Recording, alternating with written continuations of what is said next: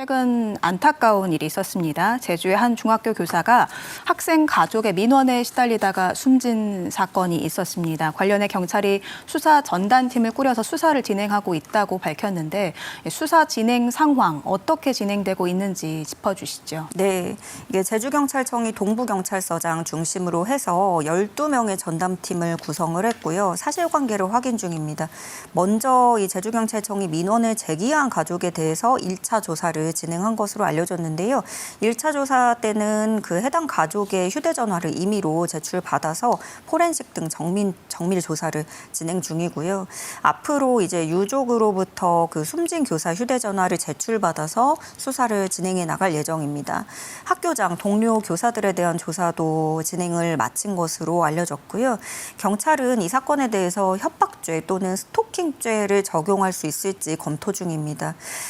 그리고 이 경찰 관계자는 사안의 중대성을 감안해서 최대한 이제 철저하게 수사하고 신속하게 진행을 한다는 방침인데, 그러면서도 이 사건 관계자의 심리적 압박이 크기 때문에 2차 피해라든가 이런 것들을 방지하기 위해서 뭐 허위 사실 언급이나 유포는 자제해 주길 당부했습니다. 네, 이 사건 핵심이 결국에는 민원입니다. 학부모가 교사에게 대한 악성 민원이 이 사건 핵심이라고 볼 수 있을 것 같은데 교육부도 관련해서 좀 대책을 내놨어요.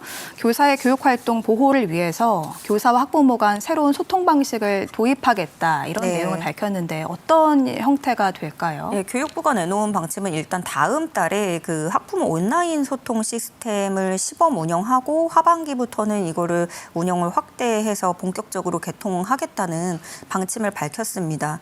그러니까 학부모 온라인 소통 시스템이라고 하면은 거기서 이제 뭐 질의응답 같은 거나 이런 걸 이루게 한다는 거죠. 기존의 그 나이스 학부모 서비스하고 연계를 해서 학부모가 학교 방문이나 어떤 유선 상담 거기서 예약을 해주고 주요 공지사항을 뭐 확인할 수 있게끔 해준다라는 건데요.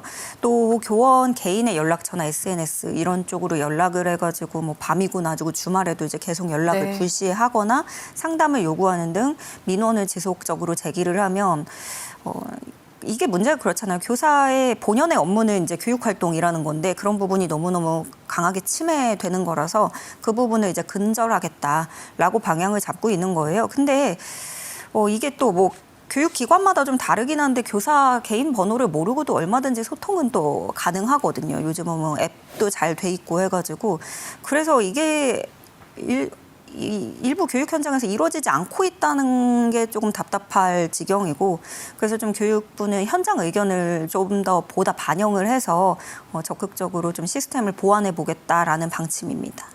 지난 2023년에는 서희초 사건이 있었고 최근에 또 제주에서 비슷한 유형의 사건이 발생했습니다. 그런 만큼 교권 보호에 대한 관심도 높아지고 있고 우려의 목소리도 꾸준히 나오고 있는 상황인데요.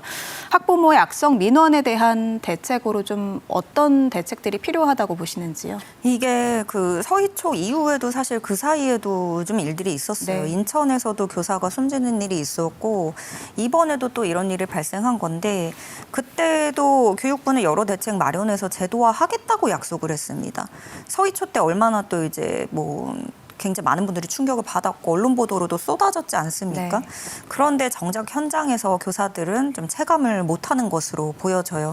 특히 각 교육청 차원에서 자체적으로 민원 대응 체계를 마련했다고 했는데 그게 굉장히 유명무실하더라.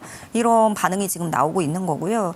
그 원래 서희초 사건 계기로 해서 민원을 교사가 다이렉트로 받기보다는 그거를 좀 한번 그 학교가 먼저 걸러주는 걸로 대응을 하기로 했었어요. 그러니까 예를 들어서 민원 대응팀을 운영을 하는데 교장 책임하에 운영을 민원 대응팀이란 걸 꾸려서 운영을 하고 또 전화를 해야 된다, 뭐 유선상으로 연락해야 된다 그러면은 교사 개인 번호가 아니라 학교 대표 전화, 또 온라인 창구 이렇게 민원을 접수해서 한번 거르고 이거를 대응을 하고 교사의 의견이 필요한 건 교사한테 가겠지만 뭐 교부 분야에서는 교감이 하고 행정 분야에서는 행정 직원이 하고 이런 식으로 처리를 하겠다고 했던 거였는데 그런데 또 그중에 하나가 대표적인 게 그거였습니다. 교원의 그 전화번호를 뭐 가려주는 그런 교원 안심번호 서비스 제도를 도입을 한다는 거였는데 지금 이번에 보시면 그 제주도 교사가 숨진 교사 개인 휴대전화에 그 학생 가족들로부터 수차례 찍혔던 그 전화번호가 부재중 전화가 남겨져 있었다는 거예요. 그러면은 여전히 교사 개인의 번호가 노출돼 있고 거기서 이제 계속 연락이 온다라는 건데, 교육부가 최근에 실시한 조사에서도 이 교육활동 침해는 여전한 것으로 나타났습니다. 자녀에 대한 그런 교원의 언행이라든가 행동, 태도를 문제 삼아서 뭐 아동학대 신고를 한다거나 그런 자신의 요구를 관철하기 위해서 뭐 계속 전화도 한두 통 하는 게 아니고 계속 지속적으로 민원을 넣고 폭언이나 협박까지 정말 심한 수위의 말들을 하는 그런 경우도 있었는데요. 작년에 지역 교권보호위원회가 4,200여 건 열렸습니다. 근데 이게 서희초 사건 있었을 때가 2023년인데 이때보다는 조금 줄어들기는 했는데 그래도 그 전 해들과 비교하면 꾸준히 늘어나고 있는 상황이고요.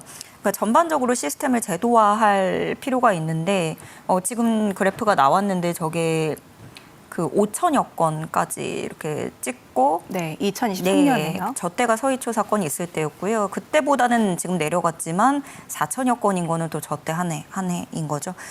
그리고 이게 그 제도화에 대한 제가 이 말씀을 드리는 거는 그 악성 민원, 결국에는 이게 현장의 실체가 중요해요. 근데 악성 민원이 늘어나고 뭐 극심한 고통을 교사가 호소한다. 그런데 이런 경우에 잘 보면은 그 악성 민원을 넣는 사람들이 한두 명이 일당백을 하는 그런 상황들이 사실은 많은 거죠.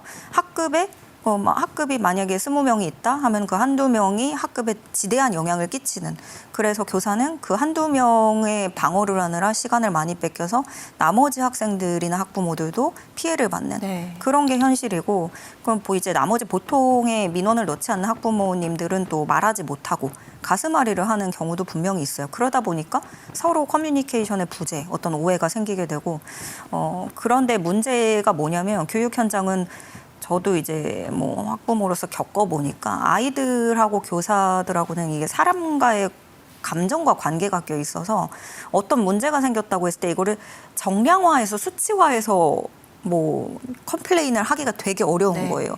어떤 감정적인 나의 촉이나 이런 느낌, 이런 것들이 많이 개입이 돼 있고, 그러다 보니까 뭐 교사 단체들이 또 토로하는 건 민원이 사실이 아니더라도 어떤 제재 수단이 없다, 이런 점들도 피력하고 있는 상황이고, 또 학부모님들도 어떤 그런 남모를 고충을 느끼면서 서로의 소통이 너무 이게 오해가 생길 수 있다, 이런 부분에 있어서 분명한 제도화가 필요해 보입니다.